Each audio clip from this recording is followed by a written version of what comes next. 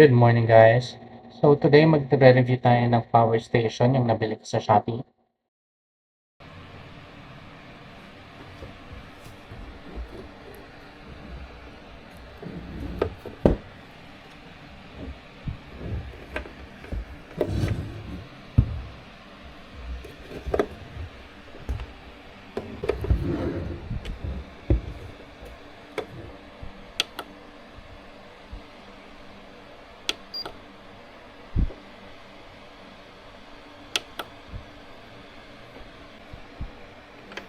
Okay, kung freelancer ka and work from home ang ginagawa mo, kailangan meron kang ganito lalo na ngayon nagtatag-ulan na madalas na ang bagyo. So mahirap naman na biglang magba-brown out tapos bigla kang mawawala sa trabaho dahil naka-laptop ka na walang kayo ng kuryente, hindi ka na makapag-charge. Tingnan natin kung gaano tatagal yung laptop natin nang ito lang ang gamit tsaka isang maliit na electric fan. Yung electric fan maliit lang talaga, enough lang na makapagtrabaho ka nang hindi tagaktak yung pawis mo.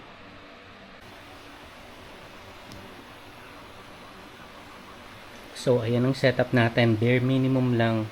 Talagang enough na makapagtrabaho ka. Ayan yung electric fan. Charging na. Itong power bank is na-charge ko ng 100% na yan. Tapos, charging na rin yan. Charging na yan.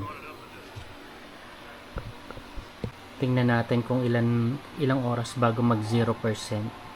Gusto natin malaman kung gaano katagal tayo makakapagtrabaho na ang gamit lang natin is yung laptop tsaka isang maliit na electric fan.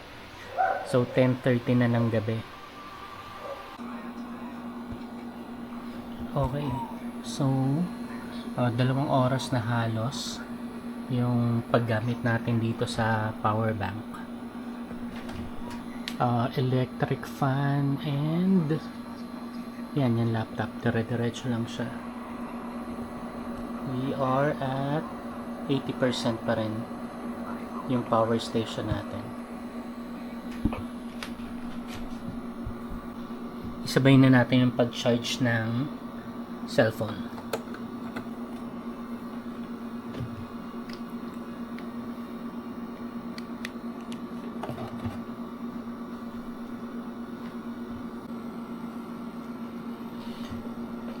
Okay, so running 3.5 hours na tayo.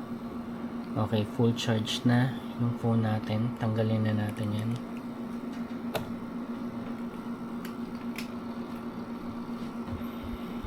So 3.5 hours running non-stop ang ating laptop at ang ating mini fan. We are at 60%. Okay, so it's 3:30 AM na. Nagsimula tayo ng 10:30, so it's been 5 hours. And ayan, nakita nyo, nagpalit ako ng medyo mas malaking electric fan kasi nasira na yung USB fan ko. Hindi na gumana. So ayan. So ngayon, after 5 hours of continuous use, we are at 60%. It is 4:30 AM. Nagsimula tayo ng 10:30, so 6 hours more or less. And ayun, kusa nang nag-off yung power bank natin. So for the rest of the time, then aasa na lang tayo kung gaano pa tatagal yung battery mismo ng laptop natin. Pero para dun sa power station, tumagal siya ng 6 hours continuous use ng laptop, electric fan, and nakapag full charge din tayo ng phone. Now, i-check naman natin kung ilang oras magwa 100% or mafu-full charge itong power station natin.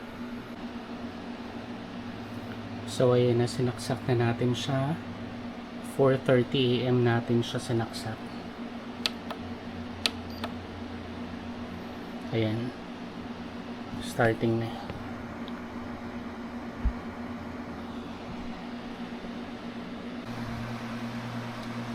Okay, so it's 9:30. Nag-plug in tayo ng 4:30, so about 5 hours. Let's see.